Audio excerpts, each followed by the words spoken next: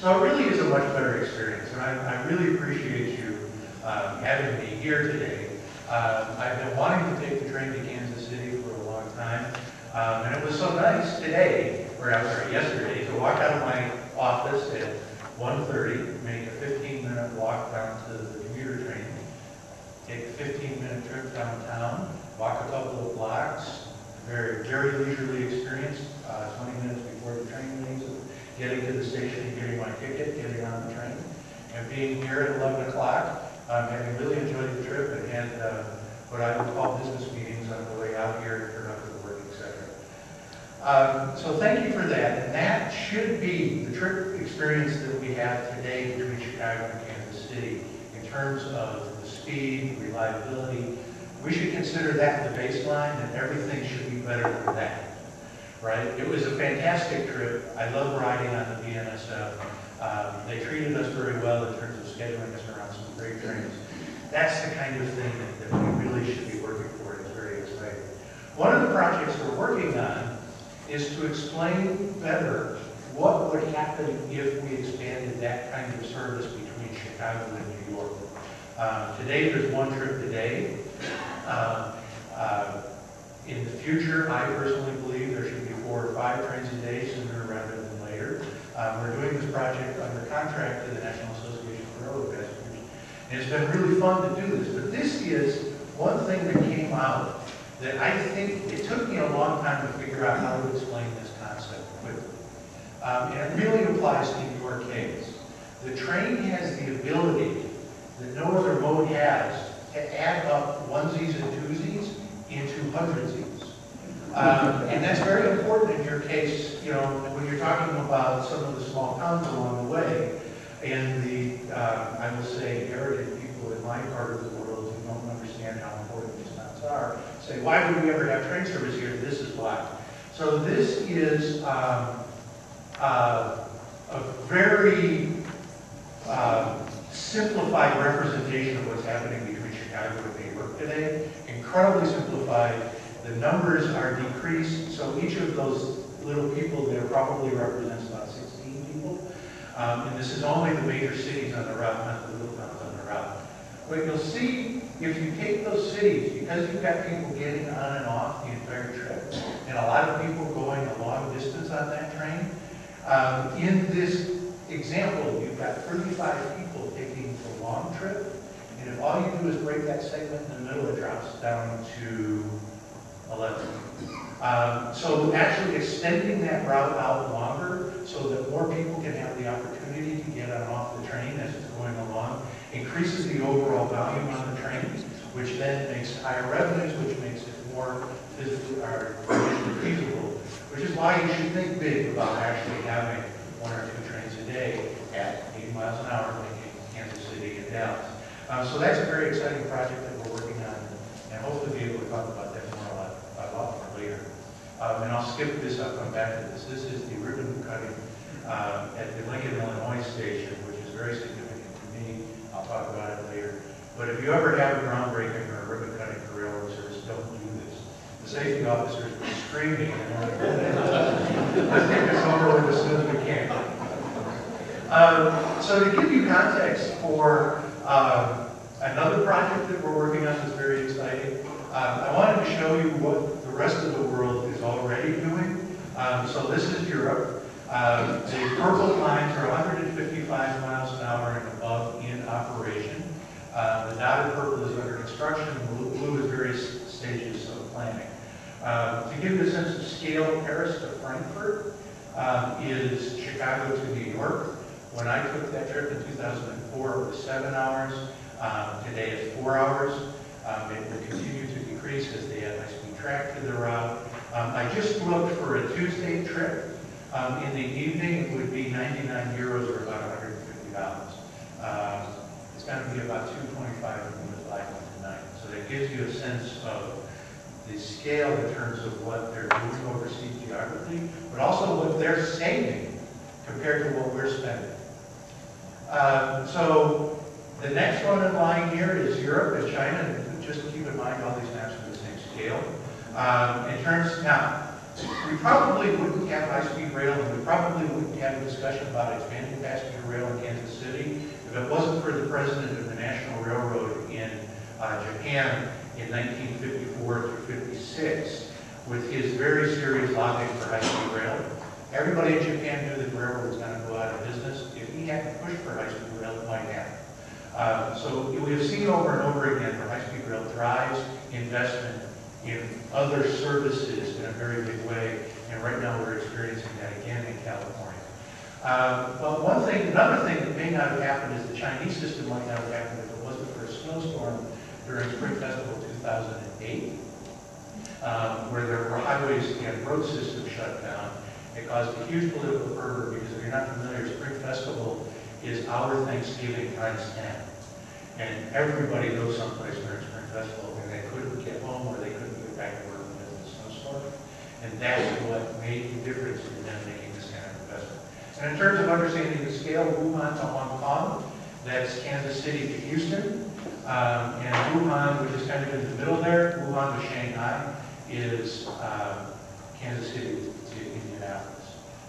And you've got basically a 3.5-hour trip from, we don't have all the Hong Kong yet, we're going to Wuhan.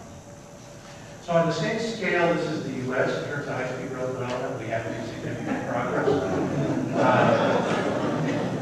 Now, let's be clear, this is 155,000 above. I'm really excited about our governor, who's been very aggressive in pushing for high-speed rail. He understands that you can walk and chew gum at the same time. So we're doing 110 and we're planning for 220 at the same time. That's very exciting.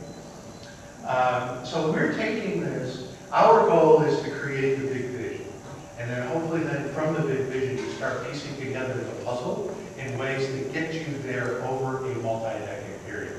And again, California leads the way on this. They started the same process 20 years ago. Siemens Transportation was very kind and they donated to us a basic feasibility study of a high-speed rail network linking these cities that are in solid purple there. The dashed purple is things that I wish were in the study but weren't. So it's clear that you could have Kansas City to Chicago in 4 hours, 25 times a day with the kind of fares that we're paying in Europe today. It's really expensive. This is the biggest thing we've done since the interstate highway system, but it can be phased again over decades. And one of the things we're doing is helping to understand the pieces of the puzzle so that you get there over time. Big numbers in terms of savings, but also in economic development. So if you look at St. Louis, this is business as usual 1935 compared to high-speed rail 1935. But as Mr. Zabo pointed out this morning, business as usual isn't possible anymore. But that's the way we talk about highways and airports and planning. So that's the way we have to talk about high-speed rail. So this would result in almost a 1% economic growth in St. Louis. And again, we wanted to do Kansas City, but we didn't have the funds to do it. Additional jobs, just because of that economic activity, 4,300 jobs in St. Louis. In the travel issue of Chicago and St. Louis would save $71 million just in the cost of the tickets. And that productivity that was talked about earlier results in a consumer surplus of almost $300 million a year. So you see how this pieces together to funding this infrastructure, and it really is transformative with the way we do things. And this is looking specifically at Chicago to St. Paul.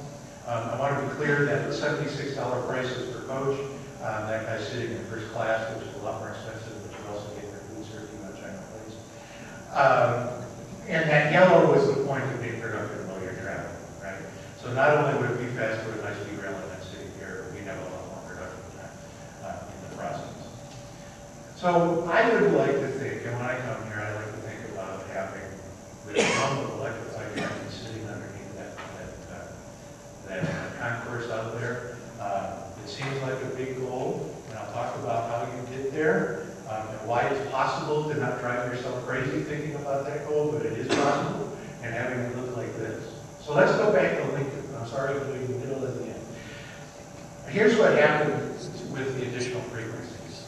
That happened, the General Assembly voted in the spring of 2006 to double its annual appropriation for Amtrak service. And it committed then in the following year to increase that by another, so it went from 12 to 24 million, and then they committed the next year to 28 million. And it took a while to get there, but I think it has a good story of both how you get there and some lessons that we learned in the process. So the reason that Lincoln is significant to me is I started this job and I was going downstate to, my goal was to get to every small town in a couple of years in Illinois that had Amtrak service. And there was a train that I was supposed to catch after meeting in Lincoln, Illinois. Or I was supposed to, I met with the mayor of Lincoln, Illinois. I was supposed to catch a train to get back home. And there was a cold around here in Missouri.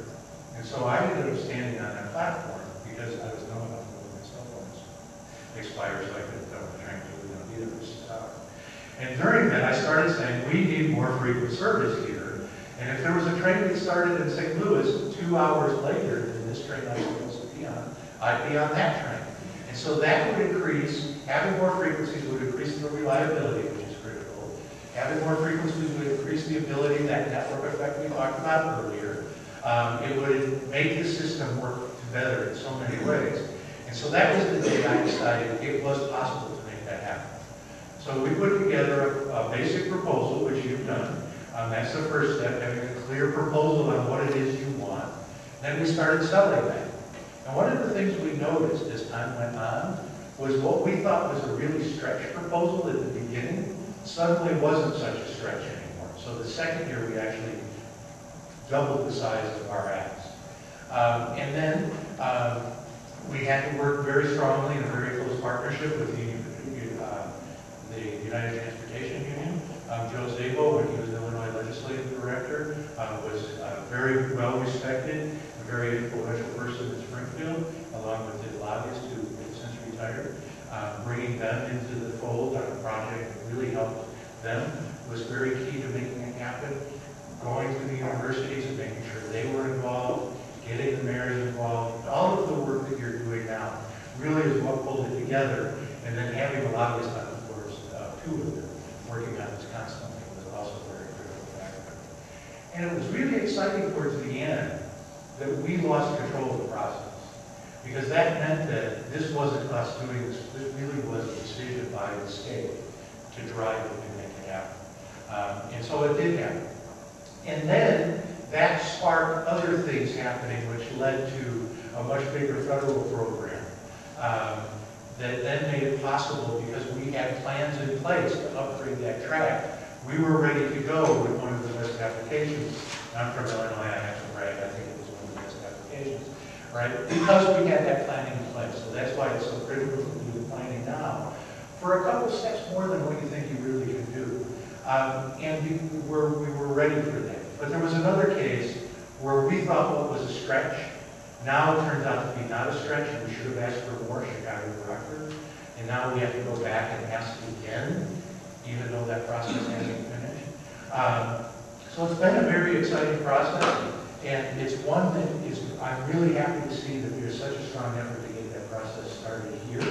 There's one favor I would like to ask of you. If you would write down at standupfortrains.org. We're at the point where there is a symbolic project for the nation. And if this project goes, just like Illinois was symbolic on reinvigorating the national effort, there's a project that if it goes, and if that state legislature votes on it, and it probably will go, but it needs some help over, it will be much easier for us to get the kind of stuff we want here. That's California. Again, I'd be happy to talk at great length about how exciting this project is, but the thing we've got to do is get your friends who live in California to get excited about it, so they'll tell their legislators to vote for it. If that project goes, then we can talk about high-speed rail, we can talk about conventional rail, we can talk about expanding commuter rail. If it doesn't go, our opponents are going to be in a much better position. So standupfortrains.org helps you explain what that project is, and it gives you a couple of tools for helping get your friends in California excited about it. And again, be happy to take any phone calls on the details of how that works. So thank you very much for having me.